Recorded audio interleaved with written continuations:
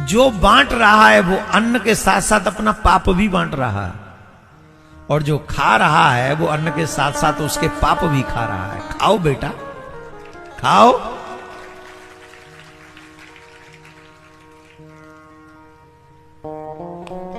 दो ही जगह खाना चाहिए। दो ही विध भोजन की जय राजन, विपत पड़े या प्रीत, तेरे प्रीत न मोहे आपदा यह बड़ी अनरीत।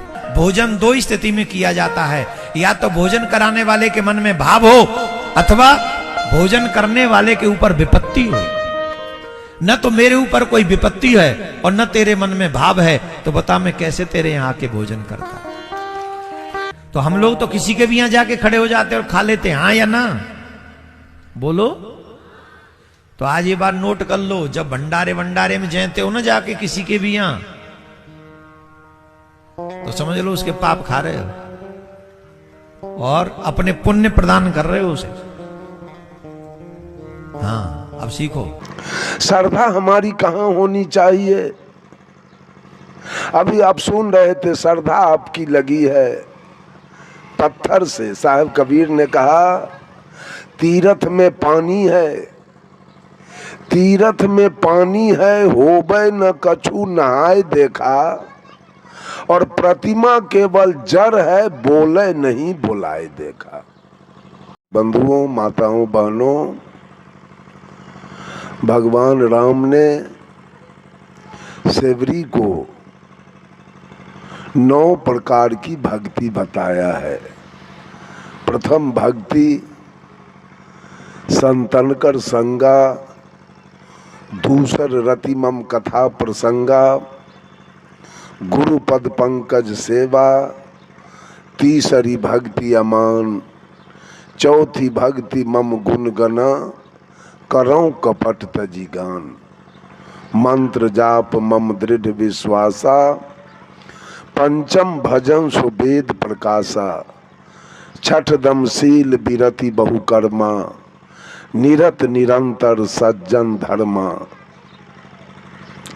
सातम सम मोहिमय जग देखो, मोह से अधिक संत के लेखो, आठम जथा लाभ संतोषा, सपनों नहीं देखो परदोषा, नवम सरल सबसे छलहीना, मम भरोसे ही हर्ष न दी।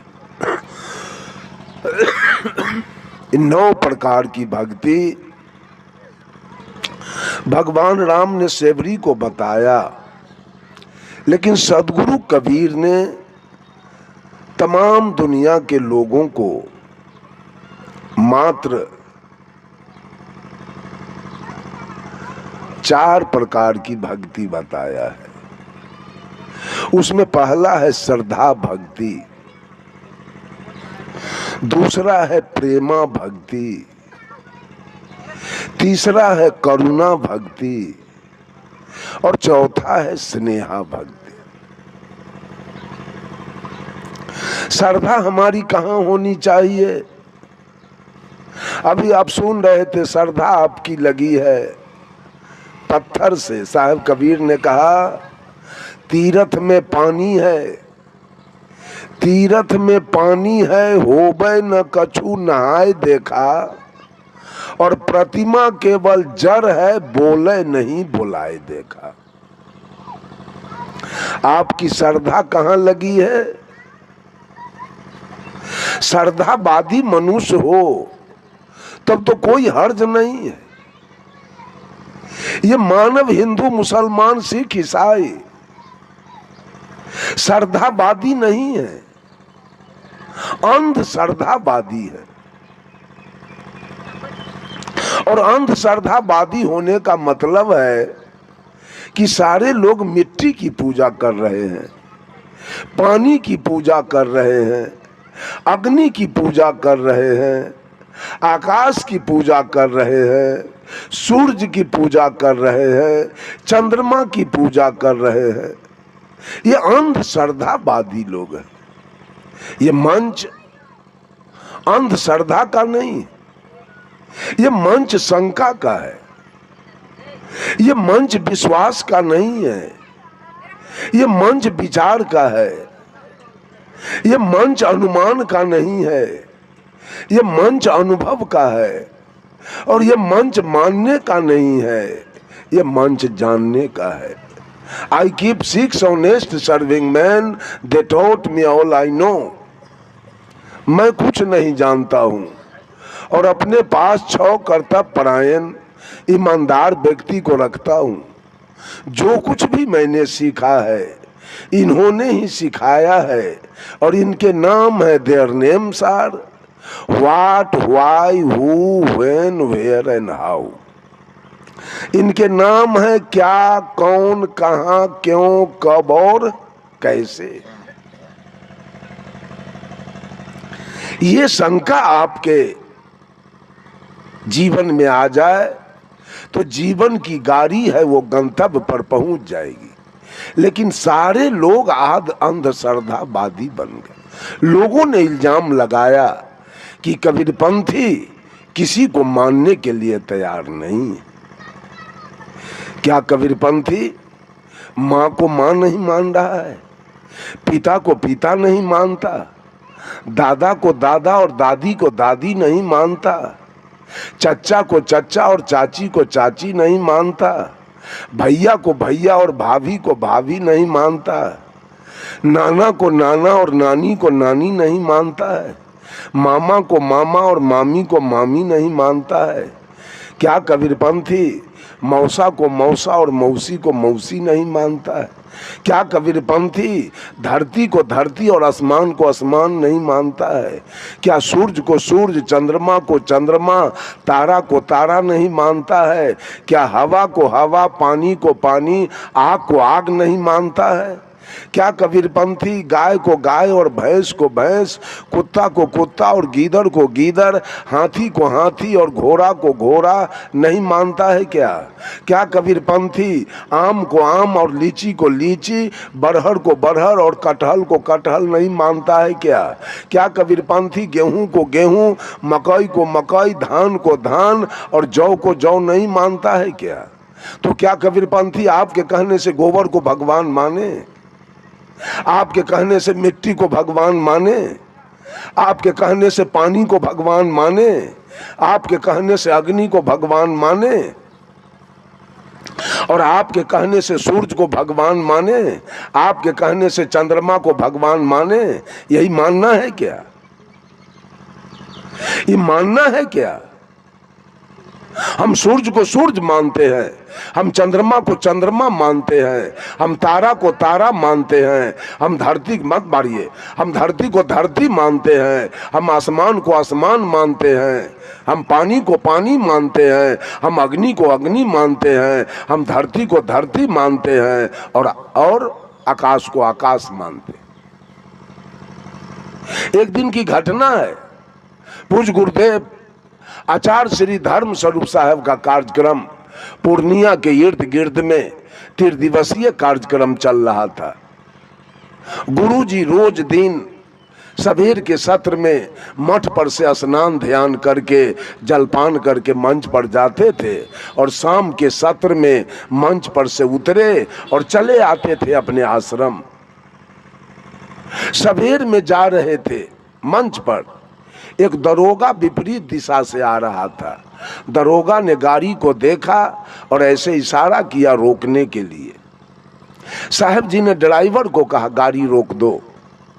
गाड़ी रुकी, साहब जी ने दरवाजा खोला, वो दरोगा आया और साहब जी को चरण छूकर प्रणाम किया और कहा, गुरुजी सुनने में आया कि आपका 3 दिवसीय कार्यक्रम पूर्णिया के शहर के इर्द गिर्द में हो रहा है। विचार किया कि जाऊं जरा सदगुरु के विचार को सुनूं, लेकिन मैं आ नहीं सका। साहब जी ने पूछा क्यों नहीं आए? तो दरोगा कहा ऊपर का के कृपा। साहब जी कहे ऊपर में कोई रहता है क्या?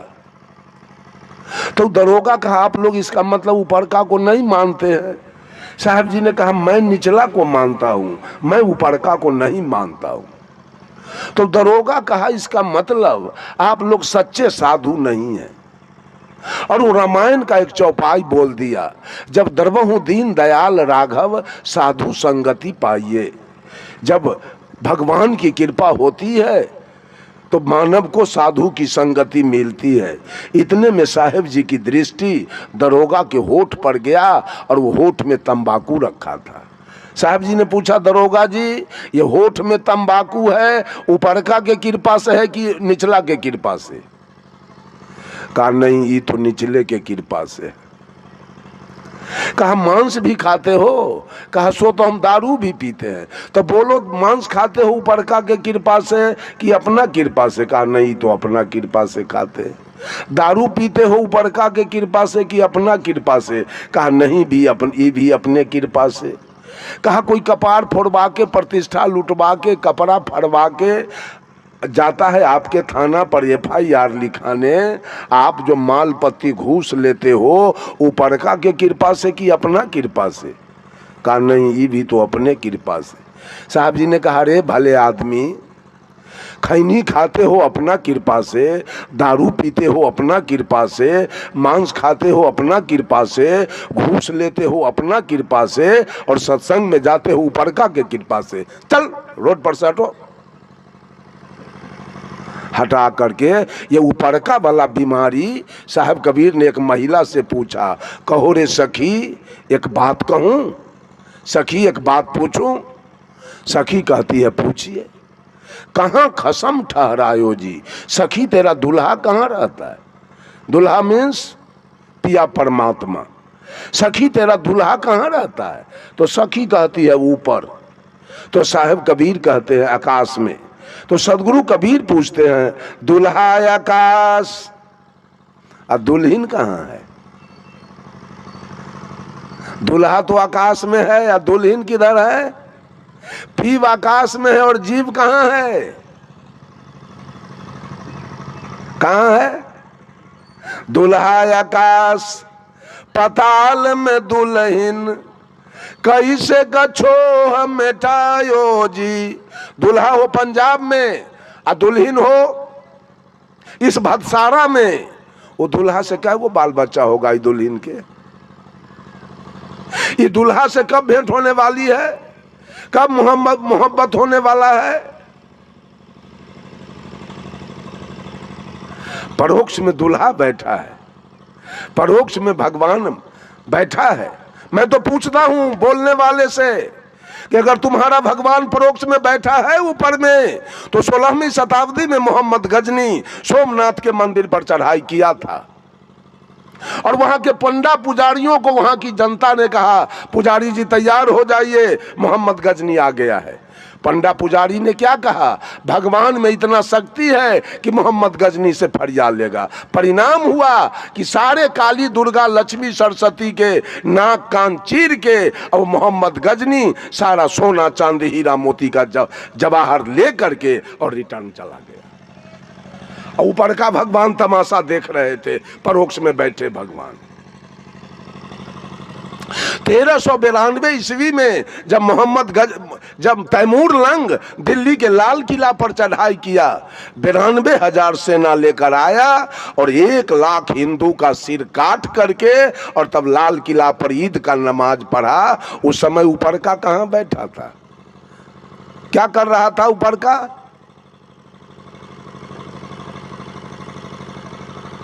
क्यों नहीं युद्ध किया तैमूर लंग के साथ? क्यों नहीं हिंदू को बचाया?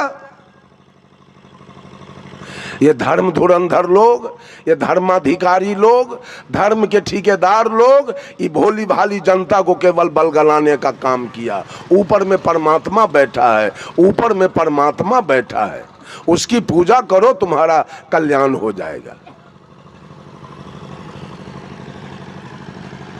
मैंने कहा सदगुरु कबीर ने भक्ति को 4 कांड में बांटा है। श्रद्धा भक्ति। देवता किसे कहते हैं? देवता कौन है? ये मेरे जीवन में किसका लागत है? इस शरीर पर किसका लागत है? इस शरीर पर किसका लागत है? किसका कर्ज है? किसने आपको ये दुनिया दिखाया? इस सारी दुनिया के बातों को किसने जानकारी दिलाया? किसने आपको पोस पाल के जवान किया? किसने आपको 9 महीना अपने गर्भ में रखा था? वो देवता हमारी मां है, मां। इससे बढ़ के इस सृष्टि में कोई देवता नहीं है मां से बढ़कर। साहब कबीर ने कहा श्रद्धा रखो अपने मां में। इस शरीर में दुर्गा माता का एक पैसा लागत नहीं है, काली माता का एक पैसा लागत नहीं है, सरस्वती माता का एक पैसा लागत नहीं है, और लक्ष्मी माता का एक पैसा लागत नहीं है। वो सारा लागत मेरे मां का है। इसलिए श्रद्धा होनी चाहिए मनुष्य की अपने मां के प्रति। अगर मां नहीं होती तो हम ये दुनिया नहीं देख पाते। अगर मेरी मां नहीं होती तो अभी मैं वैशाली जिला से आकर आपके यहां मंच पर बैठ के बोलता नहीं। ये मेरे मां की कृपा है। कोई भी व्यक्ति अपने कलेजा पर हाथ धर के बोले कि मां से बढ़कर और है कौन। किस देवी देवता का अगरबत्ती दिखाया जाए, किसकी पूजा की जाए, किसने मुझे क्या दिया है, इस पर तो विचार किया जाए। तो विचार करेंगे तो पता चलेगा कि मेरा जीवन मेरे मां का दिया हुआ है। अगर मां नहीं होती तो बैजनाथ धाम जल लेके कौन जाता, जगन्नाथ धाम कौन जाता, केदारनाथ कौन जाता, बैजनाथ कौन जाता, अमरनाथ कौन जाता, गंगा कौन नहाता, कमला जमंगला कौन नहाता, अठजाम चौपहरा श्रीमद् भागवत कथा या सत्संग कौन करता, इंजीनियर डॉक्टर प्रोफेसर कलेक्टर कौन बनता, प्रधानमंत्री रेल मंत्री वित्त मंत्री रक्षा मंत्री विदेश मंत्री कौन बनता, मुख्यमंत्री कौन बनता, आईजी डीआईजी सीओ बीडीओ कौन बनता। ये सब का श्रेय कौन है? मां। सबका श्रेय मां है। अगर मां नहीं होती तो मैं नहीं होता। इसलिए साहब कबीर की भक्ति है पहली भक्ति, श्रद्धा भक्ति। अपने मां में श्रद्धा रखो, मां की सेवा करो, मां की पूजा करो, ये तुम्हारी भक्ति पूरी हो जाएगी। मां नहीं होती तो ये हाथ कैसे सीधा होता, ये पैर कैसे सीधा होता, ये माथा कैसे गोल होता, ये नाक कैसे खड़ा होता।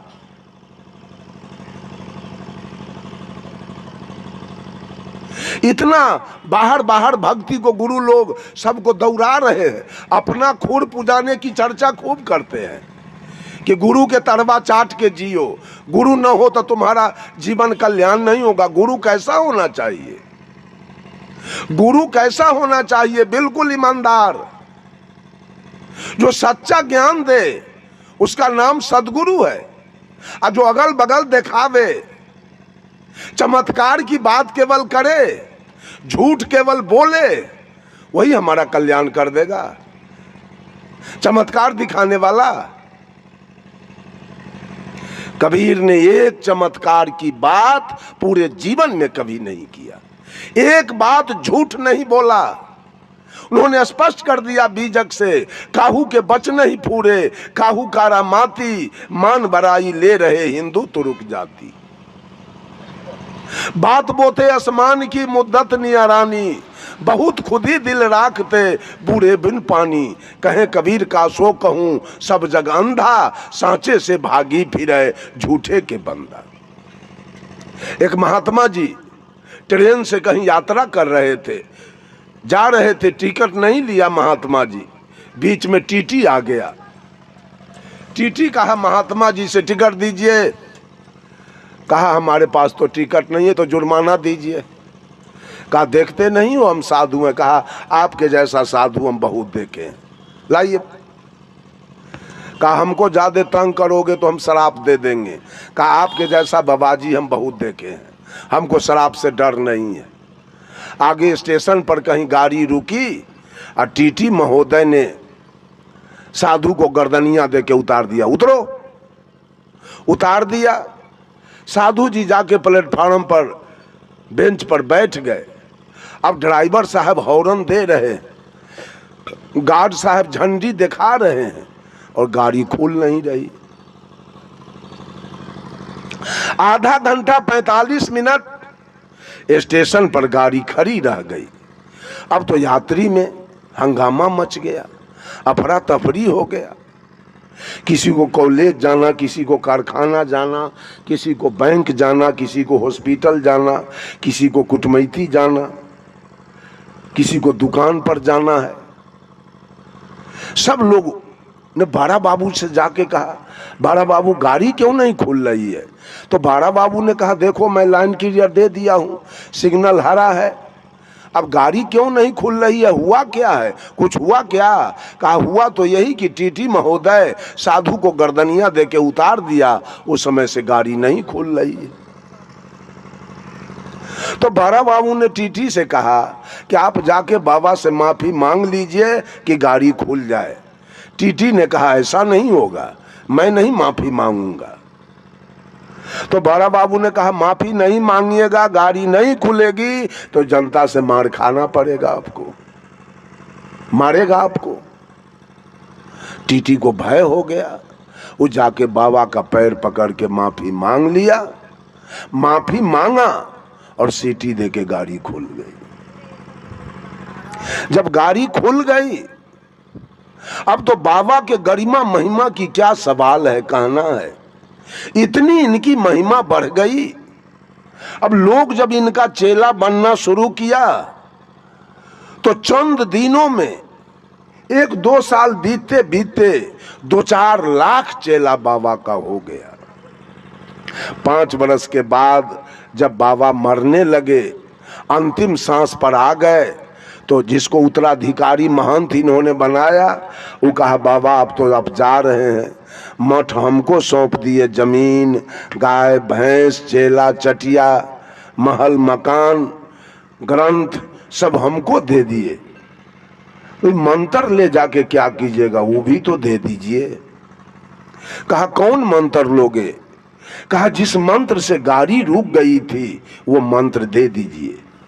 बाबा ने कहा बेटा मंत्र से गाड़ी नहीं रुकती है, मैंने 5,000 रुपया ड्राइवर को घूस दिया था, 5,000 रुपया गार्ड को घूस दिया था, 5,000 रुपया टीटी को मैंने घूस दिया था। तीनों मिलके 45 मिनट ट्रेन को रोक दो कि मेरा गुरु वही धंधा रफ्तार पकड़ ले। रोक दिया तीनों मिलकर। अब तो गुरुओई धंधा हमारा इतना रफ्तार में है कि अब 15,000 घूस में गया और लाख के लाख विदाई आ रहा है। अब क्या चाहिए? ये गुरु लोग चमत्कार दिखा दिखा करके, शिष्य के आंख में गर्दा झोंक झोंक करके अपना गुरुओई धंधा कैसे रफ्तार पकड़े, इसके जुगाड़ में चमत्कार की बात बराबर करते रहते हैं। और अंधे चेला लोग भी इसी चमत्कार के पीछे।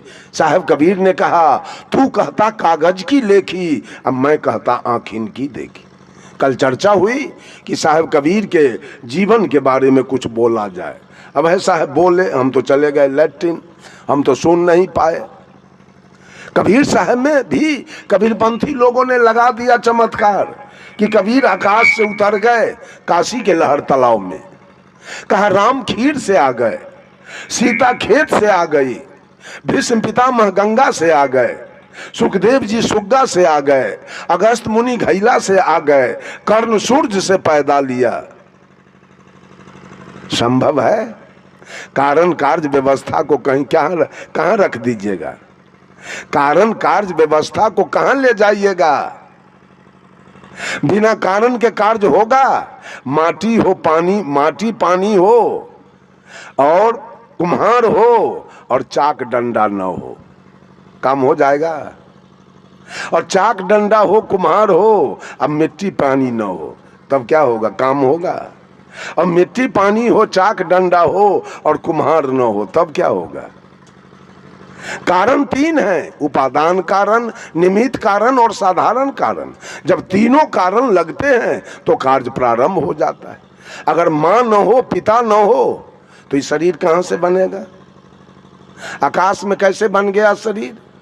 मैं तो कहता हूं किसी विद्यार्थी को अगर एग्जामिनेशन में पूछा जाए कि सदगुरु कबीर कैसे आए, और वो विद्यार्थी लिख दे आकाश से आए, तो एग्जामिनर नंबर देगा कि काटेगा?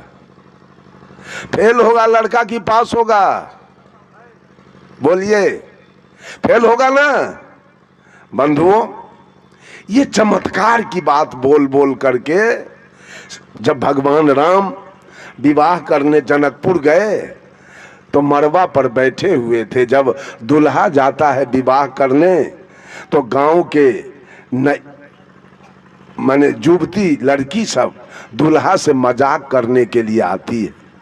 जब राम मरवा पर बैठे थे तो जनकपुर के लड़की सब युवती सब आ गई और भगवान राम से कहती है, ए पाहुन जी, अति उदार कर तू तीदार, अवधपुरी की बामा, खीर खाए पैदा सुत करती, पति कर कुछ नहीं कामा। ये पाहुन जी, आपके अयोध्या के नारी सब इतना उदार विचार की है, खीरे खा के बच्चा पैदा करती है, दुल्हा के कोई जरूरी नहीं। अयोध्या में दुल्हा के कोई जरूरी नहीं है, खीर से बच्चा पैदा होता है। भगवान राम तो लजा गए। सखी बचन सुन के रघुनंदन बोले मृदु मुस्काते, आपन चाल छिपा बहु प्यारी, करहु आन की बातें। भगवान राम मरवा पर कहते हैं, कोई नहीं जन्मे मातु पिता बिनु, बांधे वेद की नीति, तुम्हारे तो सब मही से उपजे, हमरे अस नहीं रीति। कहा क्या अपना शिकायत छिपाती हो और हमको बेइज्जत करने आई हो मरवा पर? अरे यही ना कहने आई हो कि अयोध्या में खीर से बच्चा पैदा होता है, दुल्हा के जरूरी ना है। तो हम भी सुने हैं जनकपुर में खेत से बच्चा पैदा होता है, दुल्हन के जरूरी ना है। ये चमत्कार की बात सब, झूठ फूस की बात सब बता बता करके इस भोली भाली जनता के, देखिए अध्यात्म में, अध्यात्म जिसका नाम है उसमें कोई मिलावटबाजी करता है, उसमें कोई झूठ फेंकता है, उसमें कोई गलत बात बोलता है, तो उसके ऐसा गद्दार इस धरती पर कोई नहीं माना जाएगा। क्यों? दूध में पानी मिलाया गया उतना नुकसान नहीं होगा, आटा में चोकर मिलाया गया उतना नुकसान नहीं होगा, घी में डलडा मिलाया गया उतना नुकसान नहीं है, चावल में कंकर मिलाया गया उतना नुकसान नहीं है। लेकिन अध्यात्म में चमत्कार मिलाया गया तो जनता के लिए स्वर्ग नरक का सवाल पैदा लेता है, कल्याण का सवाल पैदा लेता है। ये मिलावटबाजी करने वाले एक नंबर के हत्यारा माने जाएंगे। किसी के जीवन को इन्होंने नुकसान पहुंचाना शुरू किया है। बंधुओं, जरा इस पर विचार किया जाए।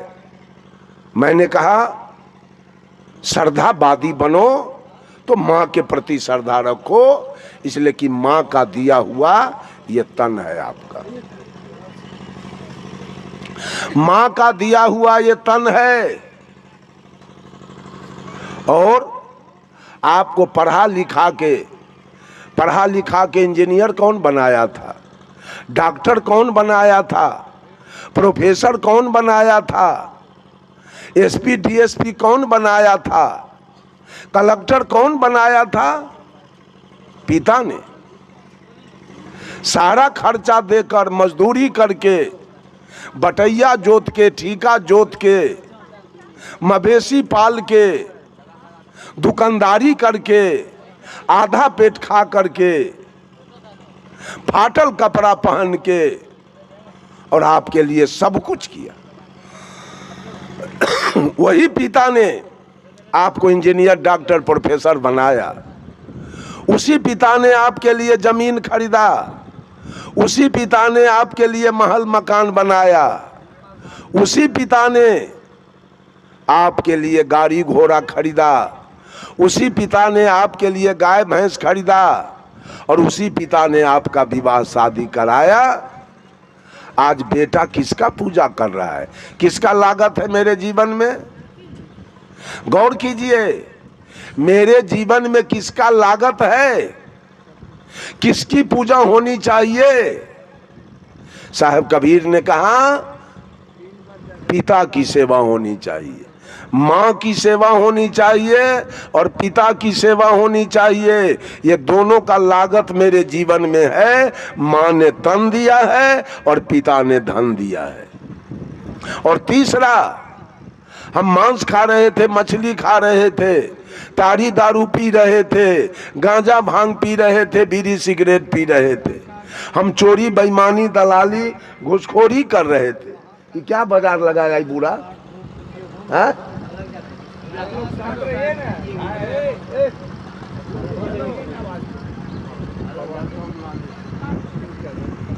बंधुओं,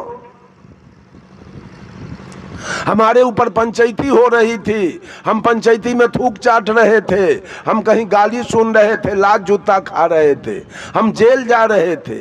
इन सारे पाप कर्मों से मुझे निकाला किसने?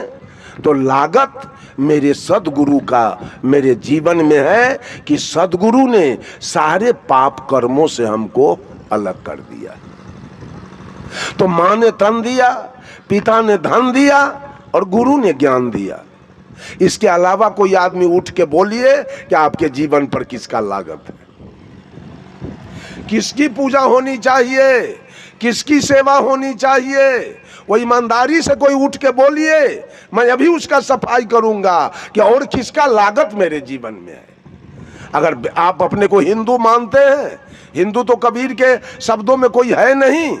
कबीर के शब्दों में सब मानव है, सब आदमी है, सब इंसान है। लेकिन मान लिया जाए कि आप अपने को हिंदू कहते हैं, तो हिंदू का मुख्य ग्रंथ वेद है। और वेद ने किस देवता को माना? वेद ने कहा मातृ देवो भव, वेद ने कहा पितृ देवो भव, वेद ने कहा आचार्य देवो भव और वेद ने कहा अतिथि देवो भव। वेद ने नहीं कहा राम देवो भव, कृष्ण देवो भव, महादेव देवो भव, दुर्गा देवो भव, काली देवो भव, हनुमान देवो भव। वेद ने नहीं कहा, वेद ने कहा मातृ देवो भव, माँ सबसे बड़ी देवता है। और तब कहा पिता, इसलिए कि माँ का लागत ही जीवन पर 12 आना है और पिता का लागत 4 आना है, इसलिए हर जगह से माँ को आगे कर दिया गया। मातृ देवो भव, पितृ देवो भव, आचार्य देवो भव और ये जो बैठे हुए अतिथि हैं, ये सभी देवता के रूप में बैठे हैं। इनका स्वागत करना, इनका मान सम्मान करना जिसने आयोजन किया है, उनका काम है कि हमारे दरवाजे पर जो देवी और देवता आए हैं उनका स्वागत करना मेरा काम है। ये 4 देवता है। विवेकानंद जी ने तो 2 देवता और बढ़ाया। विवेकानंद जी 2 देवता और बढ़ा दिया, मूर्खो देवो भव और मूर्खो देवो भव और दरिद्रो देवो भव। 2 देवता और बढ़ा दिया गया। बंधुओं, यही आपके देवता हैं। इनका लागत, इनका कर्ज आपके सिर पर है। इनका कर्ज सधा लीजिए, इनका लागत वापस कीजिए। अगर आप वापस नहीं करते हैं और जिंदगी भर अंधश्रद्धा में पड़कर जहाँ तहाँ अगरबत्ती बार रहे हैं, जहाँ तहाँ पानी ढार रहे हैं, जहाँ तहाँ नमस्कार प्रणाम कर रहे हैं, ये सारा कर्जा बकाया रहेगा और आपको कभी मुक्ति मिलने वाली और कभी कल्याण मिलने वाला नहीं होगा। अंत में आपको नरकगामी बन जाना पड़ेगा। दूसरा, आपने अभी सुना प्रेम की चर्चा। व्हाट इज प्रेम? प्रेम है क्या? किसको प्रेम कहा जाए? साहब कबीर ने कहा प्रेम पाट का चोलना, पहिर कबीरू नाच, पानी पे दिन होता सुको जो तन मन बोले साथ। और कहा पोथी पढ़ी पढ़ी जगमुआ, पंडित भया न कोई, 2.5 आखर प्रेम का पढ़े सो पंडित हो। कहा दुनिया मर गया पढ़ते पढ़ते, लेकिन पंडित मैं किसी को नहीं देखा। पंडित कौन होगा? A+B - होल स्क्वायर इससे कोई पंडित नहीं हो सकता है। कबीर ने कहा पढ़ पढ़ के पंडित, पढ़ पढ़ के ऐसे है, लिख लिख हो गए चोर, और जो पढ़ने सदगुरु मिले सो पढ़ना कछु और। साहब कबीर कहते हैं पढ़े लिखे क्या कीजिए, समूझी मन बौरा हो, अंत बिलैया खाए समूझी मन बौरा हो। क्या पढ़े आज तक? प्रेम की पढ़ाई पढ़े? पर संयुक्त एकार और म हलंत 2.5 अक्षर है, 2.5 आखर प्रेम का, पढ़े सो पंडित होई। एक आदमी से किसी ने पूछा कि कल तो भतसारा में सत्संग था, आप वहां नहीं पहुंचे, कहाँ थे? कहा कि हम एक पंचायती में चले गए थे। कहा पंचायती कैसी थी? कहा एक लड़का एक लड़की में प्रेम हो गया, उसी की पंचायती थी, उसी में हम चले गए।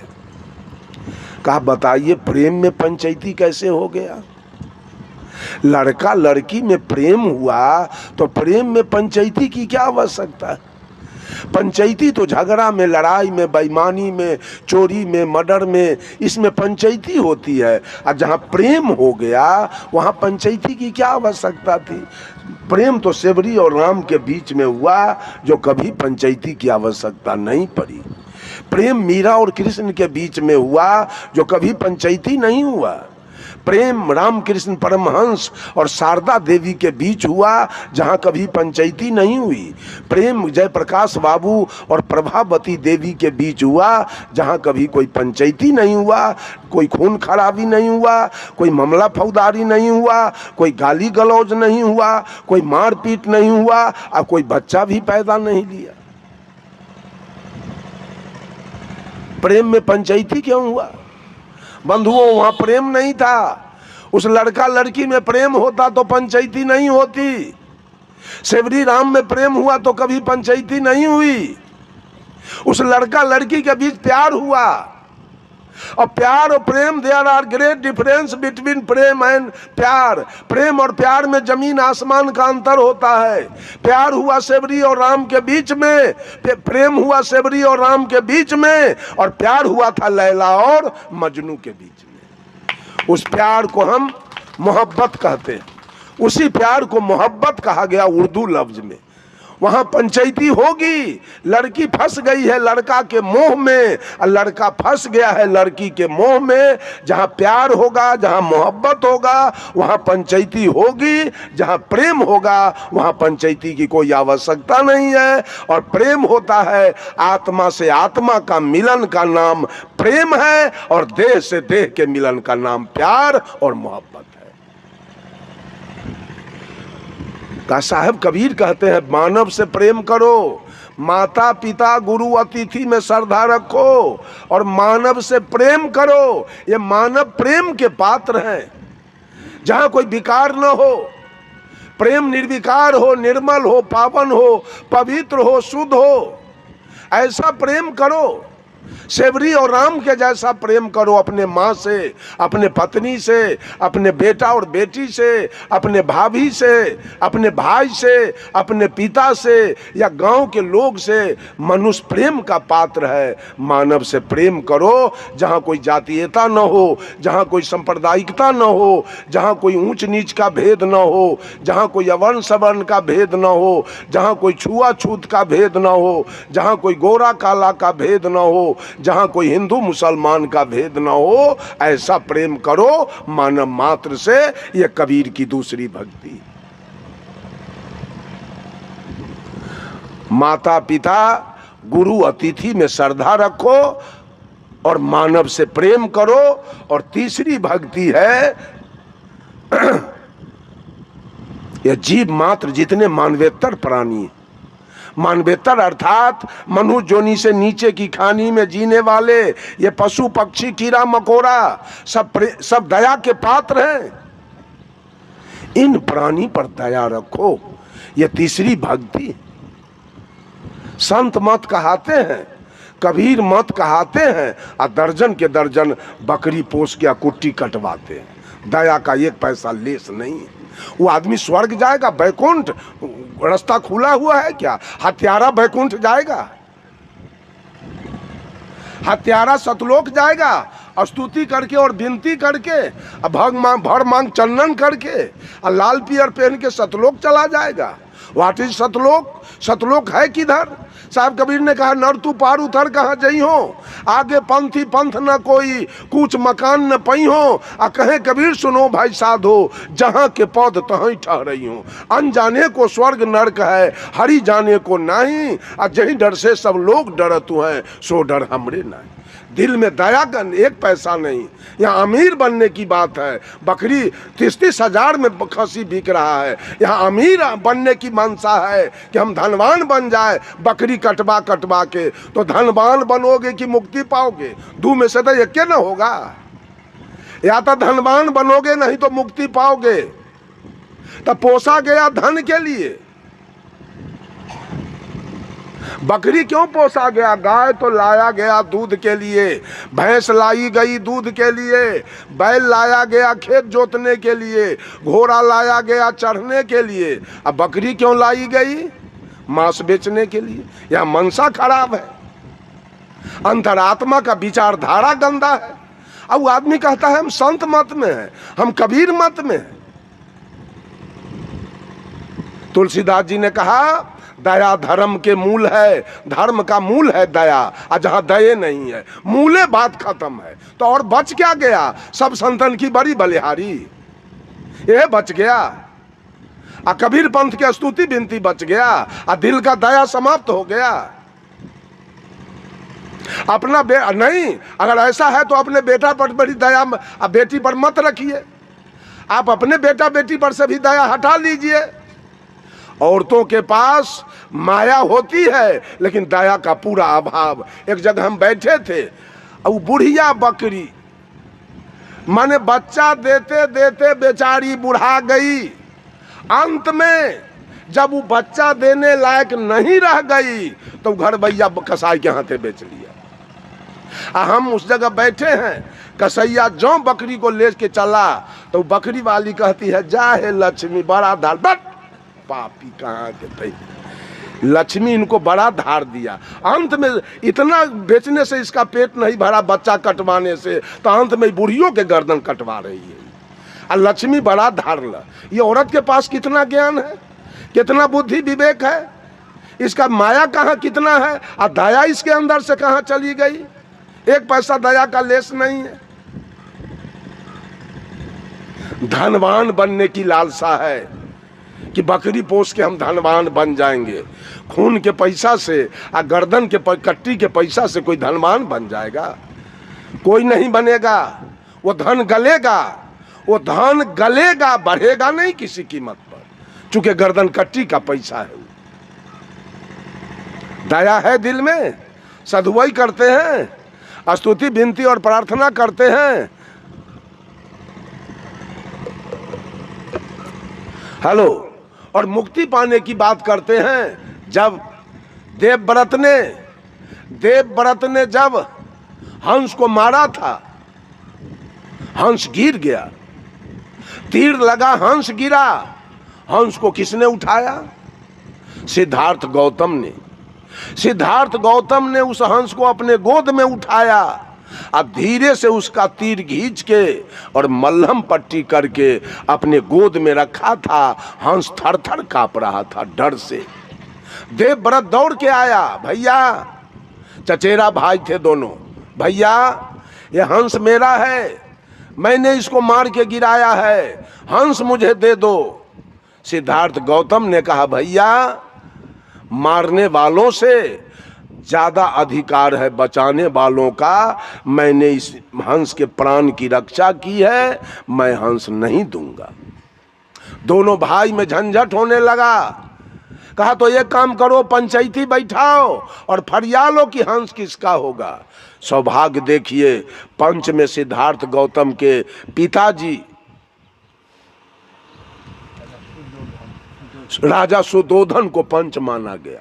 एक तरफ भतीजा है और एक तरफ बेटा है, और पिताजी पंच बन गए। देखा कि अगर भतीजा के पक्ष में जाता हूं तो बेटा कहेगा पप्पा भतीजा का पक्ष ले लिया, अगर बेटा का पक्ष लेता हूं तो भतीजा कहेगा बड़ा पप्पा बेटा के पक्ष में भाग गया, अभी संकट है यहाँ। एक उपाय सूझा शुद्धोधन को, कहा कि ए देवव्रत सामने खड़ा हो जाओ। दूरी तय करके खड़ा करा दिया और इधर भी दूरी तय करके सिद्धार्थ गौतम को खड़ा करवा दिया। अब दोनों का दूरी नाप करके और बीच सेंटर में उस हंस को रख दिया गया। और शुद्धोधन ने कहा हंस जिसके तरफ जाएगा हंस उसी का होगा। बोलिए आप लोग, हंस किधर जाएगा? हंस सिद्धार्थ गौतम की तरफ चला गया। ताली बज गई और हंस सिद्धार्थ। एक एक प्राणी, जब बकरी चराने वाला चरवाहा बकरी को खोलता है चराने के लिए तो बकरी आगे भाग जाती है, चरवाहा पीछे पड़ जाता है। लेकिन उसी बकरी का रस्सी आप जरा कसैया के हाथ में दे के देखिए, कसैया आगे खींच रहा है, अब बकरी चारों पैर पीछे खींच रही। ये दुनिया में एक एक जीव प्रेम का भूखा है, लेकिन मनुष्य चूंकि निर्दयी हो गया इसलिए सारे जीव डर रहे हैं। मैं मठाही मठ पर था, वहां 2 कौआ आता था रोज। और कौआ कितना होशियार था, दोसर कुछ देते थे तो नहीं खाता था। उसको चाहिए केरा पका हुआ और नहीं तो छाली दही।